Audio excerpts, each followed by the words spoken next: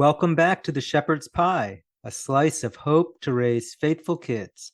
I'm Tony Kolenc, a law professor, homeschooling columnist, and author of the Harwood Mysteries teen historical fiction novels. The latest on that, by the way, Book 4, The Merchant's Curse, was just released on October 17th. So if you want a spooky, clean Christian read for your kids or grandkids, check it out on my website. On today's show, we're going to be discussing how we can harness the wonder of animals to teach important lessons to our kids. My guest is Dandi Daley MacKall, who has written hundreds of books for kids, many that use animals to reach children.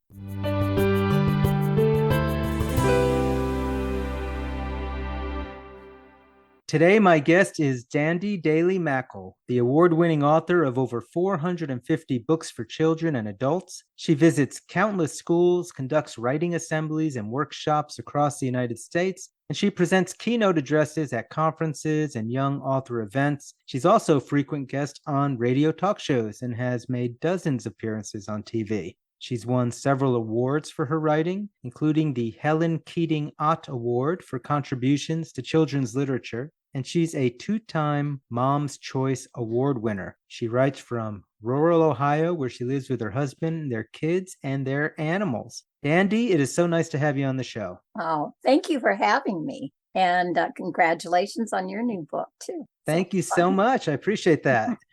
So you have written a lot of books. It baffles my mind because I'm working on like 5 and thinking, wow, that's a lot. But how did you get into writing and how did you become such a prolific writer? I have always loved to write, even when I was a kid and before I could actually write with a pencil. We were a family of storytellers, and I was so blessed to have 2 parents who were wonderful storytellers. And they'd make remembering ancestors a joy. So as soon as I could, I started writing. And I remember my first horse was Sugar. And I loved Sugar. She was not a fancy horse at all. And some of my friends had fancy horses, but I loved Sugar. And so I started writing horse stories when I was, I won the first grade. And I think it was Sugar the Wonder Horse. And then I did Sugar the Super Horse. And you can kind of get the theme there, but life went on. And so I just always wrote. But people told me I couldn't make a living writing books. And so at the university, I studied foreign languages because I liked that. And I became a believer for real.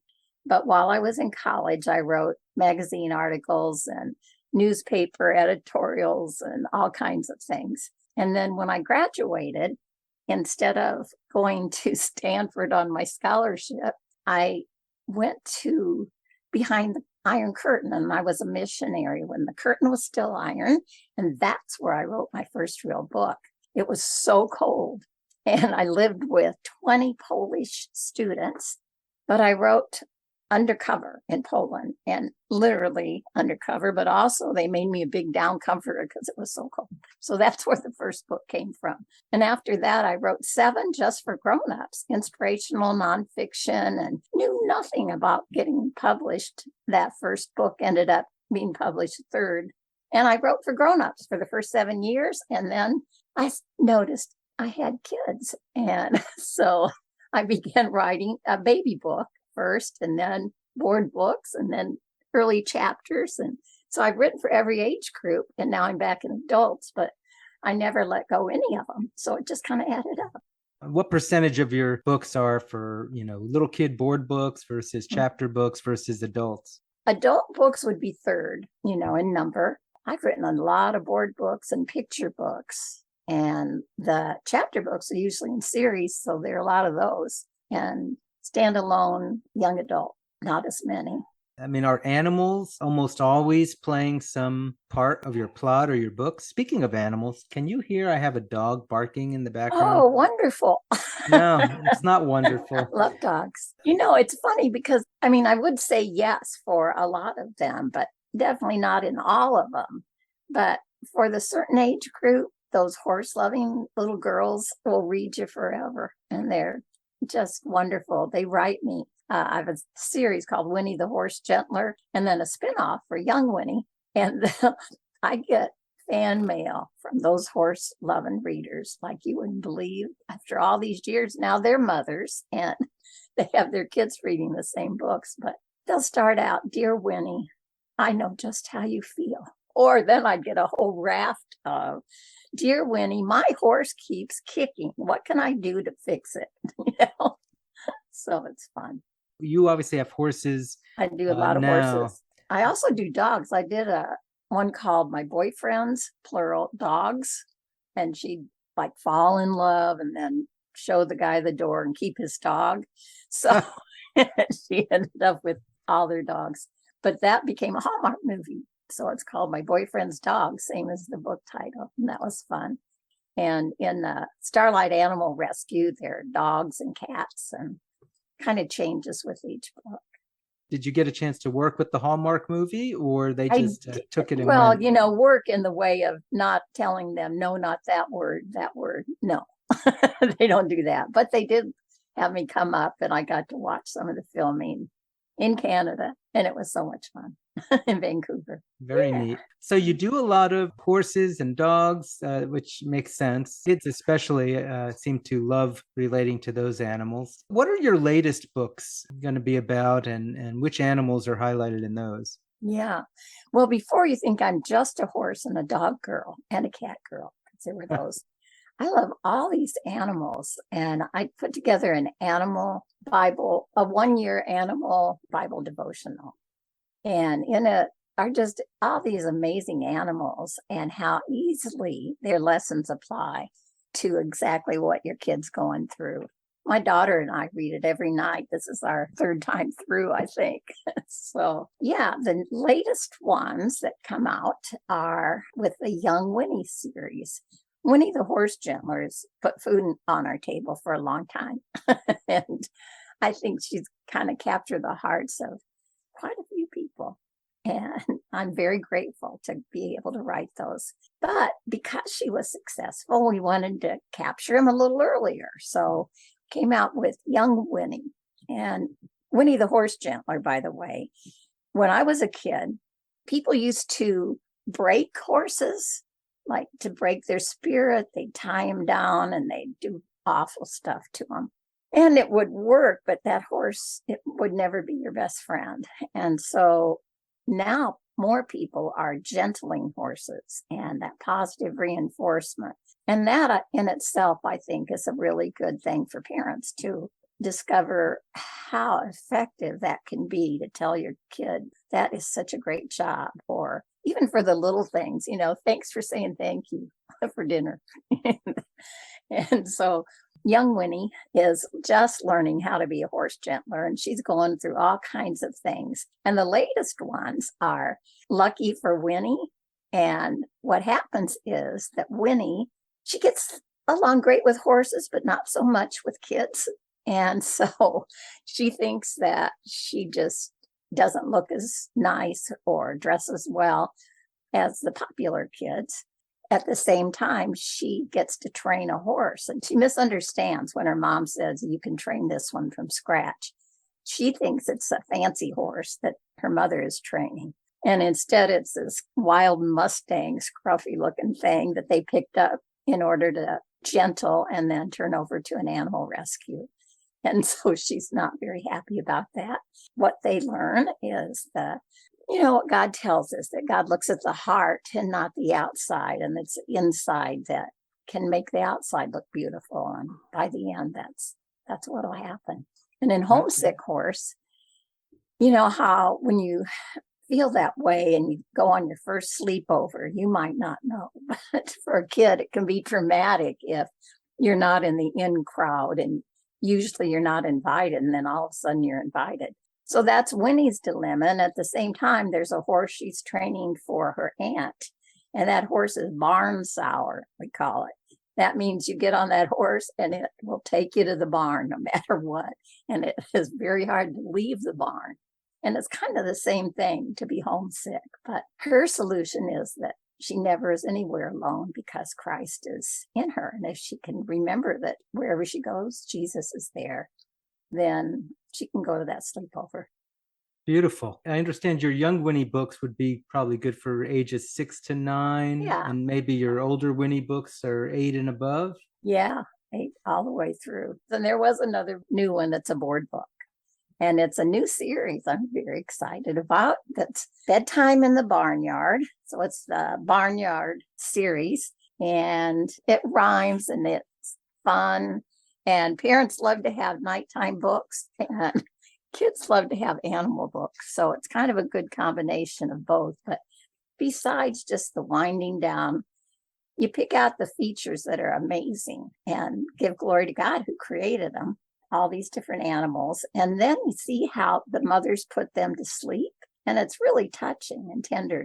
So you're learning about animals, but you're learning about God and about parents and family. That's a great segue into something I've been thinking about, and that is, you've really harnessed all these different types of animals and you're bringing them to kids. What is it about animals that you as an author are finding, is the vehicle that you would want to use to try to reach kids with different messages that would be, helpful to them? Don't you think kids just automatically are fascinated with animals? They can be scared of them if they haven't had them, but they can also just look at them and be amazed. That's why we have zoos for people who don't have pets. And I think that nature provides ways to praise God.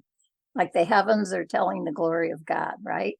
And they speak night after night and they reveal God. And I think animals can do that. But just like I started studying stars and formations, and every night I'll go out at the right hour to check them out. And I just get so excited when I can actually see something in the sky that I recognize. And I think that with animals, a lot, it's the same way. People can see a cardinal and say, oh, that's a gorgeous red. Well, God made it that way. He didn't have to. He could have made it white. He could have not made it at all. You'd see those things, even not knowing much about animals. But once you start to learn more, they're even more fascinating. They're animals that spit out their young. There's this frog that honestly, the first time someone saw it, or a group of scientists, because it's a very rare frog, but it spit out, the mother spit out these fully formed little froglets. And what she does is she has eggs, she swallows them, and then she spits them right out. So, and so you can appreciate, I can just see God and Jesus and the Spirit up there saying, let's do one that can spit out babies. So Haven't tried that one yet, right? God's up there going, what else haven't we done friends. yet? Wait, I've got an idea. Yeah. Well, so let me ask this, because you bring up faith. Obviously, animals don't have faith. Do you bring in Christian messages through your different animal books? And how do you do that? I think you have to be very careful. Mine are, I believe, some are in a lot of places where a purely Christian book would not be, because some of them are subtle. Some things I write, and some are more open.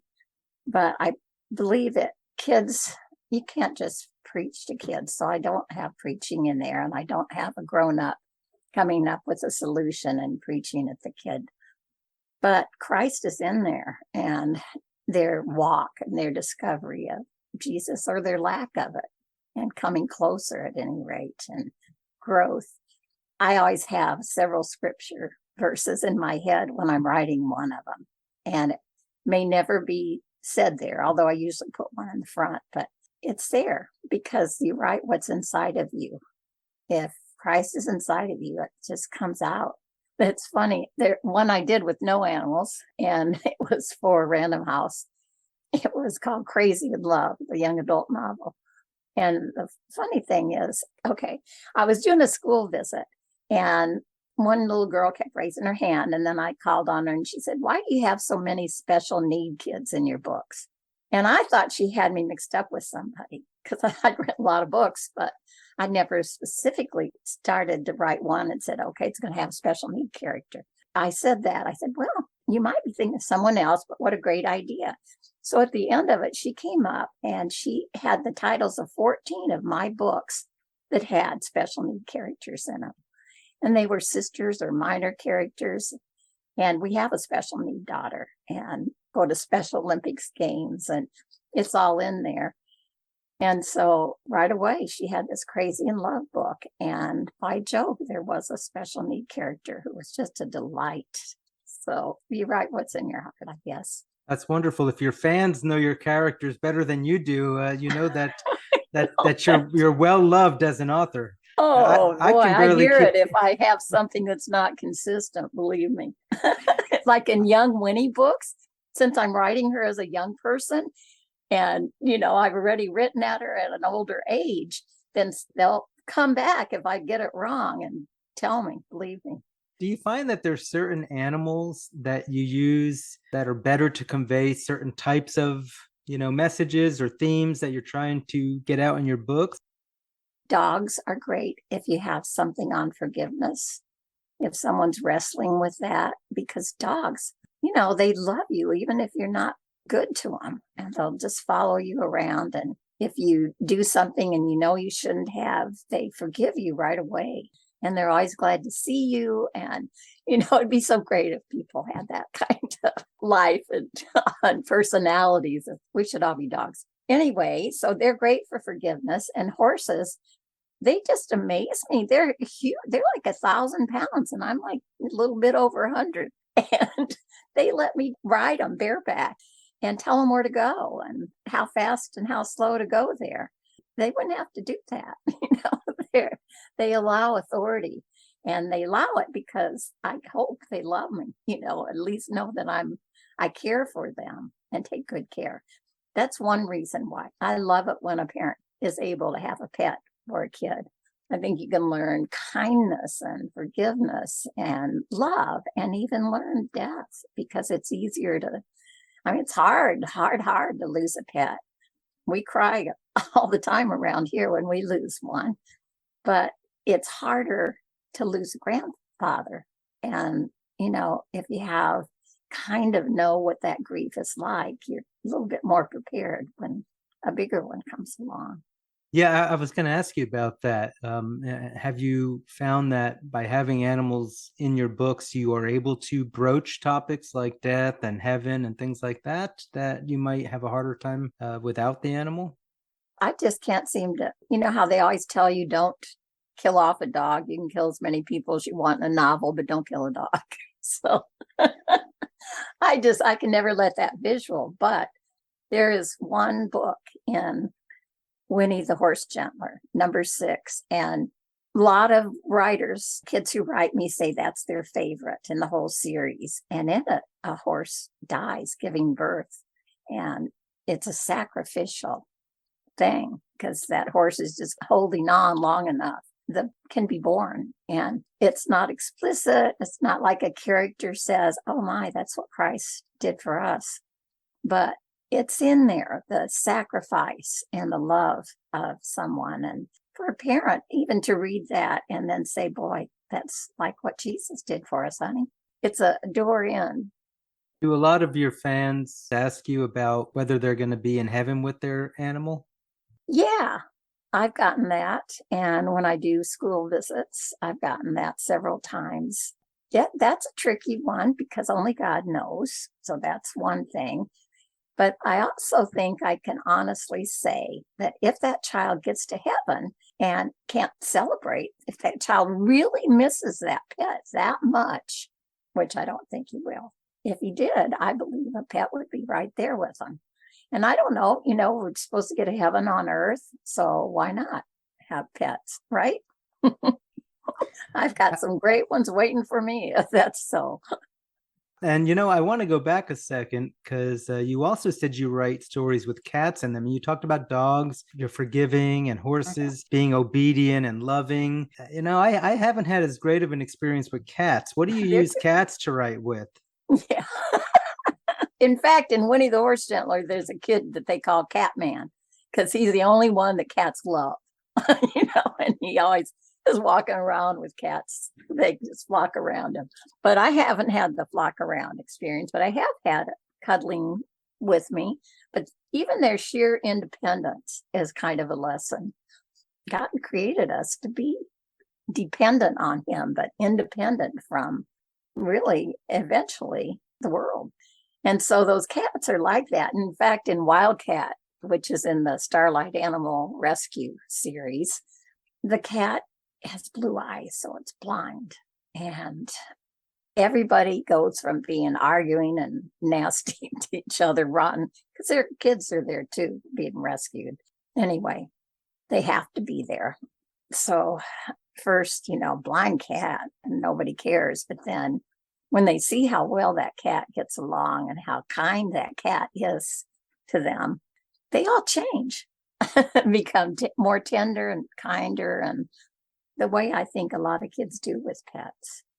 But if you don't have a pet and just can't get a pet, you still have no excuse, because you can go to the zoo and you can see these amazing, see a giraffe, 18-foot neck, some of them, they're 18 feet tall, and the tongue is 18 inches long. So just imagine, God knew, I got this tree, this giraffe would really like to go.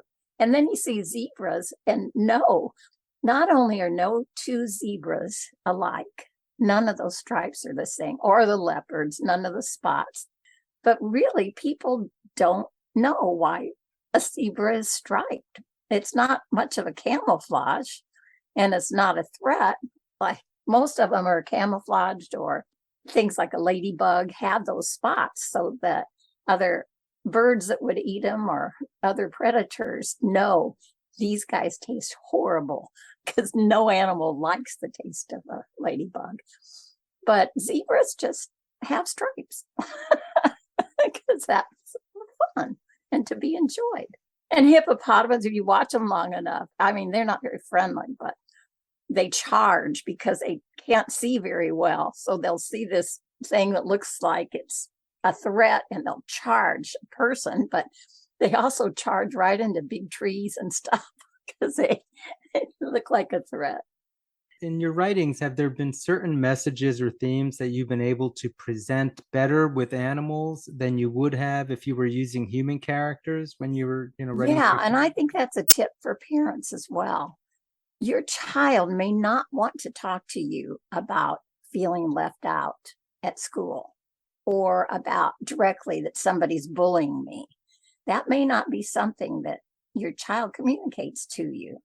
But if you can land into a book where that's an issue, and where someone overcomes this fear of an animal that looks like a bully, or where someone learns how to get along with the other horse because they've been fighting, or I think animals present an option, a less off-putting way to teach your kid what you want to just come out and tell them, because you know that they're not happy at school. So you talk about a herd of horses and herd mentality.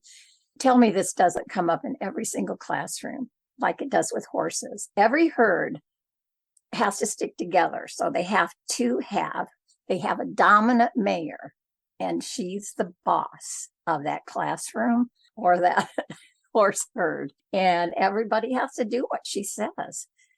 To see that in horses, and then say, what would you do if you were in a herd and you had a dominant mayor going at you? It can just open dialogue that might not otherwise get open between certain age of kid and parent. So let's say you have a parent or a teacher, or youth group leader who says, hey, I really want to figure out how I can use animals to better sort of reach out to my kids or students. Do you have any words of advice for them on the best way to do that? Sometimes starting by reading books, not just mine, but there are a lot of great nonfiction animal books. And I think it's like painting or astronomy or anything else like this, that the more you know about it, the more you appreciate it. Like I used to just look at paintings and think that was pretty. But then the more you know about it, the more you think, whoa, that is really amazing. How do they do that? And I think that knowing more about animals, kids develop this sort of amazement with things that God created. And that's huge. It's a way to open dialogue. I mean, you can see, to me, seeing birds flying in just a huge number of them taking off and then changing directions all at the same time. That's visceral for me. My husband laughs, but It is. I feel it in my bones. And I think things like that, your kids learn to praise and appreciate the right things and maybe get a little different perspective on what's so important in life. And maybe it's not that bully at school or not being invited to the sleepover. And there's just so much around enjoy and praise. You have so many great books out there. If our listeners want to get a hold of them, learn more about you or get some of your books, where would you recommend that they go? If they're not in brick and mortar bookstores, which I always prefer, but online is so easy and there so many. Amazon has more than I have in my closet, of books of mine. And that's one way, or you can go to the publisher, or Tyndale House has a lot of my series too, and other publishers too. But that's one way. And to find out about me, some publishers like Tyndale will have a page on me. I've got a website that's pretty easy. It's just dandybooks.com. Dandy with an I. And do we have any chance of seeing Winnie, young or old, on the screen at any point? We have been Homeland close. series? We've been so close several times. I hate to even think about it. So sometimes I do, because about a month ago, it was looking pretty good. And my kids and everyone around me was saying, oh, could I have a role? Could I be this or that? So I let us just think and dream like that. It's fun. And I think, why deny myself that just because at the end they're going to say, after all, no thanks. Well, in God's time, right? That's right. Dandi, thank you so much for being on the show today. This has been wonderful and informative too, at all the different types of animals that are out there. Really appreciate you being with me today. Oh, thanks a lot. It's very fun talking with you and it's a great podcast, because people are always saying, why isn't there a manual for parents? And you're kind of it. It's pretty good. Thank you. Appreciate that. All right. And that is all the time we have for the show today. We've been speaking with Dandi Daley MacKall about animals and how we can use them to teach our kids great messages. Again, this is Antony Barone Kolenc. If you have a question for me or a topic that you want me to cover on the show, please drop me a line on my website at antonykolenc.com. Also, if you visit the website, you'll learn more about my historical fiction series, The Harwood Mysteries. Until next time, may God bless you and your families as we work together to raise faithful kids.